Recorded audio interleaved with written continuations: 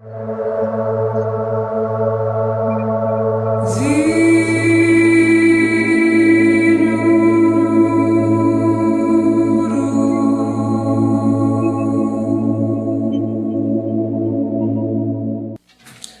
noite a todos, eu sou Emanuel Sanches. Eu sou o Romeu Rocha. E estamos aqui para ter um papo cósmico com todos vocês.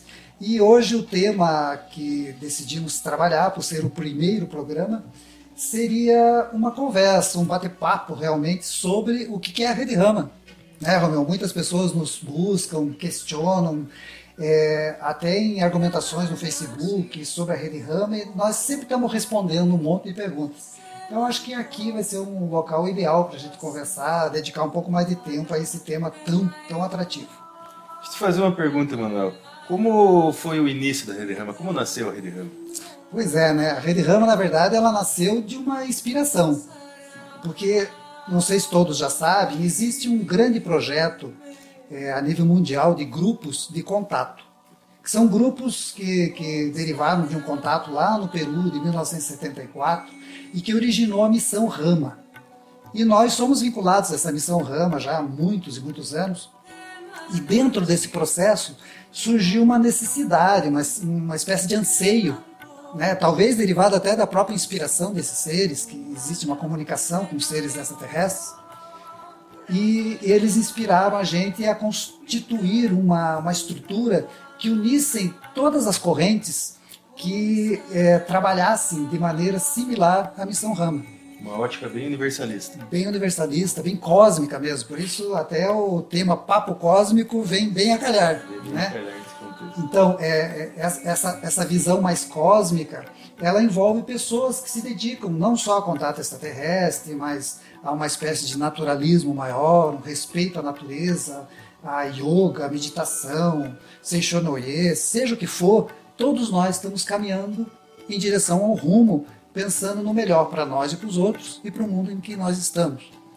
Então a Rede Rama ela surgiu para agregar, para juntar pessoas e demonstrar que esse contato com esses seres do cósmico ele é extremamente universalista e induz as pessoas a querer se irmanar mesmo, ver que todos somos irmãos e podemos fazer algo muito interessante nesse mundo, em prol desse mundo inclusive.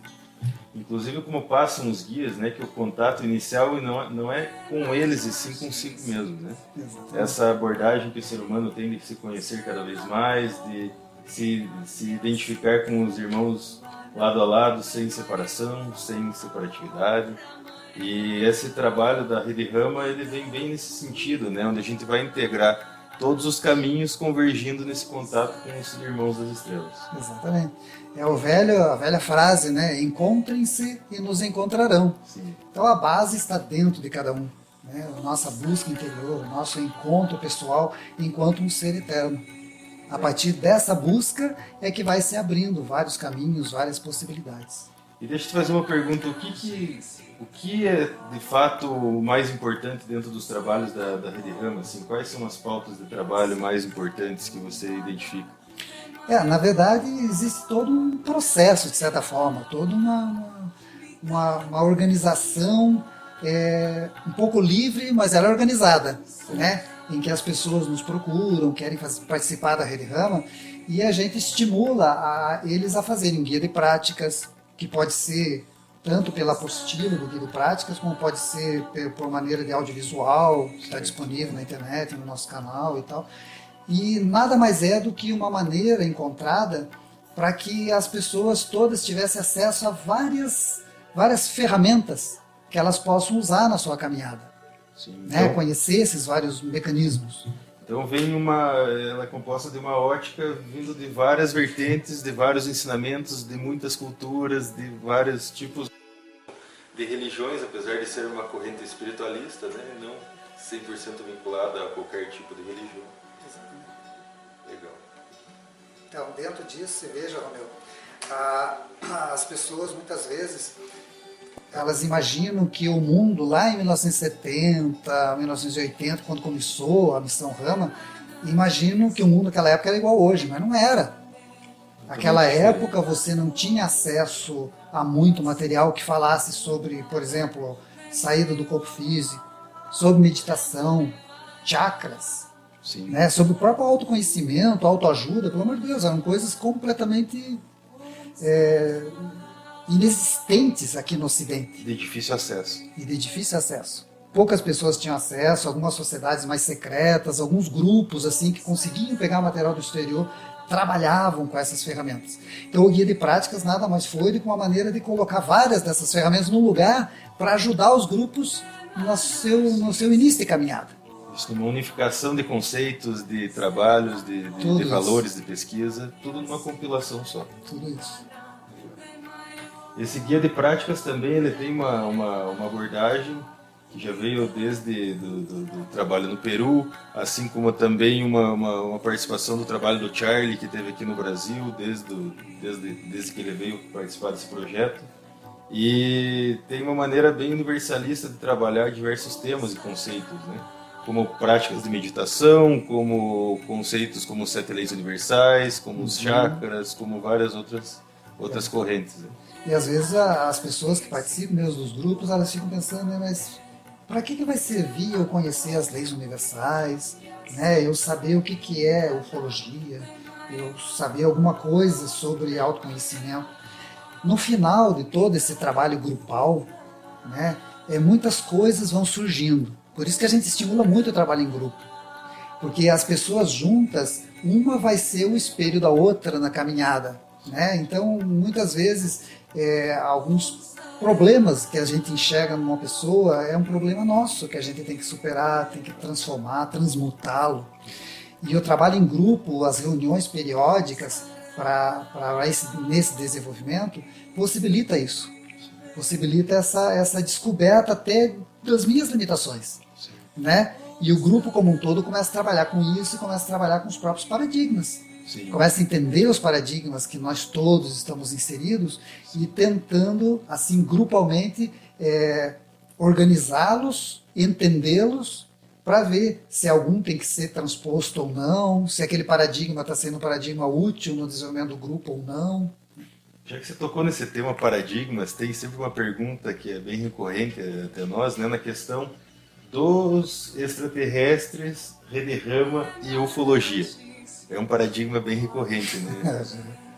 O que você acha dessa fusão de... Muitas vezes as pessoas nos veem como uma corrente ufológica ou como algo que está integrado a essa ufologia científica que é bem, digamos, demonstrada a nível de programas de televisão e muitas outras coisas. O que você acha nesse sentido?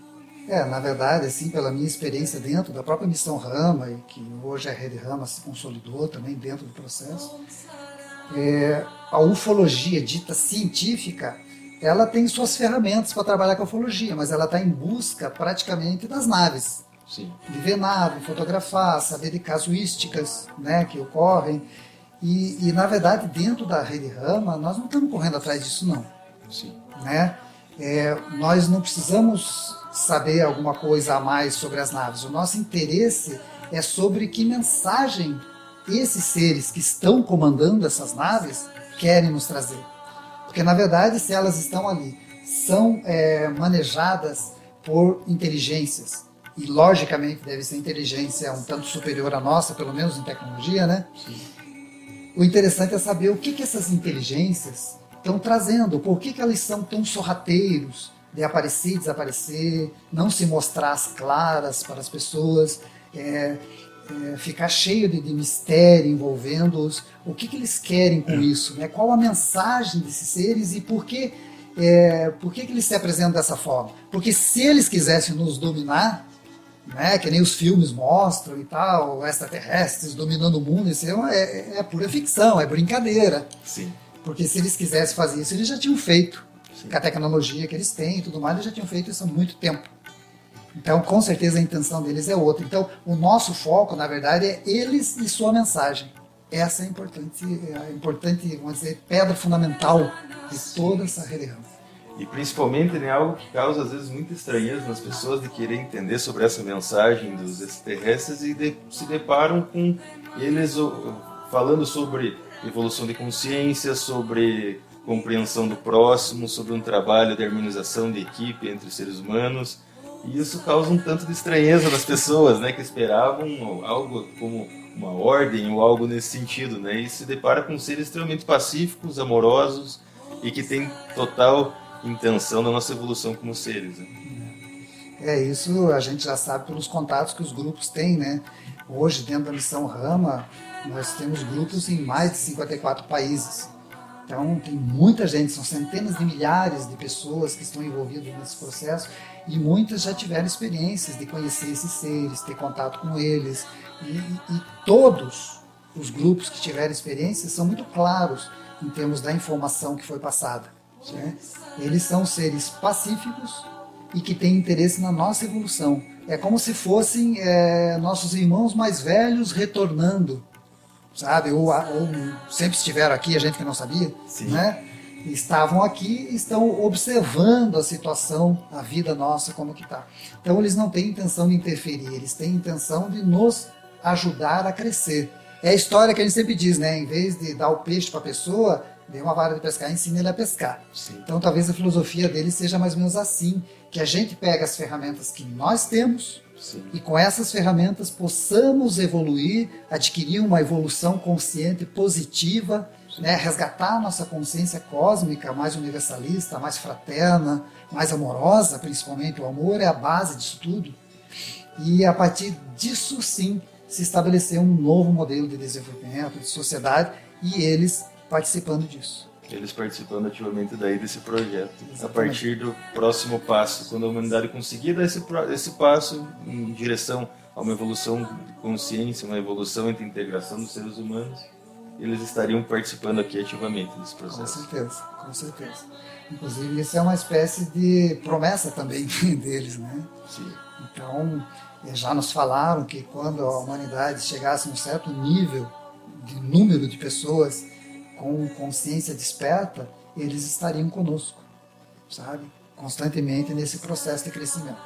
Inclusive, uma das propostas dentro da Rede Rama é a criação de estações, as famosas ecovilas. Sim.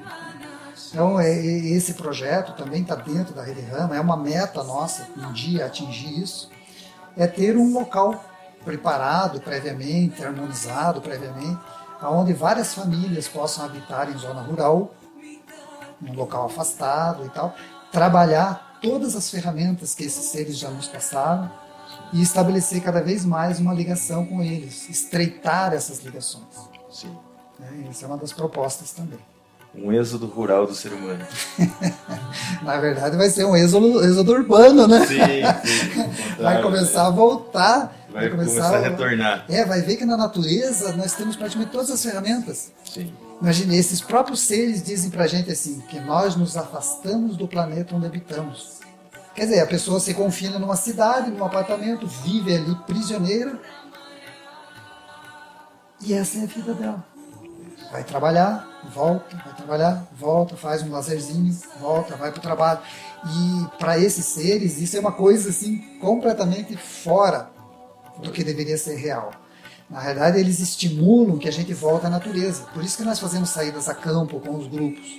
O pessoal ficar um pouco na natureza, pisar na grama, sentir a chuva, sentir o sol, os elementos da natureza, se integrar mais ao que nós chamamos de Mãe Terra. Porque a Terra é nossa mãe, ela que nos mantém. Então, se integrar um pouco mais nessa estrutura toda, e isso possibilitaria um resgate de muitas coisas que nós perdemos. E a própria energia da natureza, né? Que isso é algo vital para a evolução do ser humano, né? Tanto a todos os níveis de consciência. E me conta uma coisa, quando as pessoas muitas vezes falam, tá, então vocês não são conectados diretamente à ufologia científica, e como que acontece esse fenômeno de aparecimento de naves ou alguma coisa assim? Em que contexto isso se apresenta?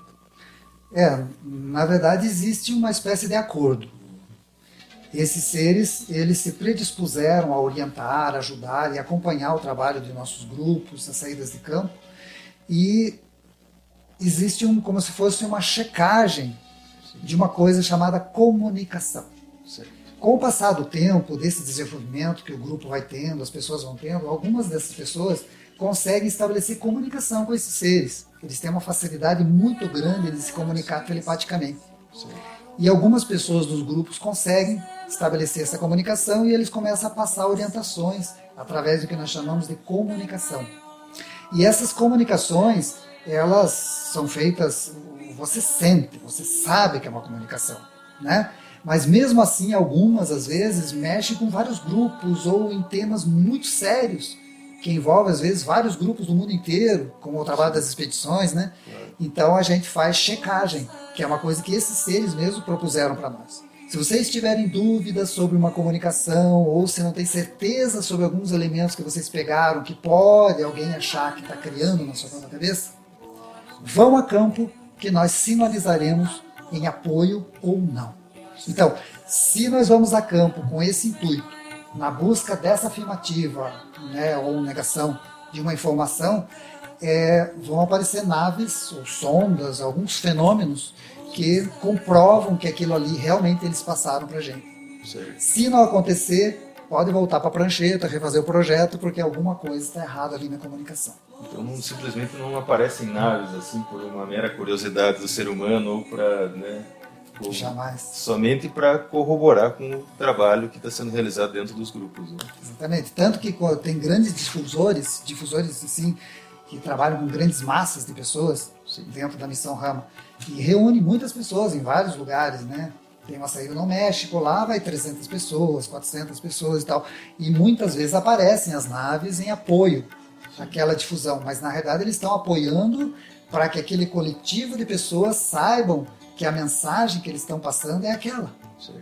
Porque o que interessa para esses seres é saber que as pessoas estão ouvindo a mensagem que eles passaram, e não mensagens criadas por alguma pessoa ou algum grupo tentando formar uma seita, uma nova religião, ou qualquer coisa do gênero. Né? Eles são muito livres e essa liberdade deles não permite, sabe, que eles estejam vinculados à criação desse tipo de estrutura. Sim.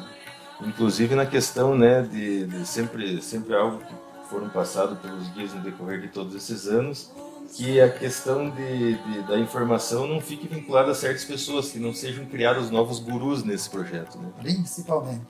Né? Dentro de toda a missão Rama não existe um guru, não existe ninguém.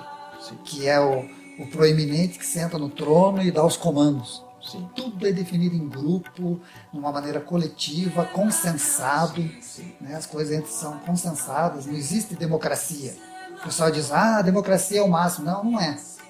Porque o ápice da democracia seria o consenso.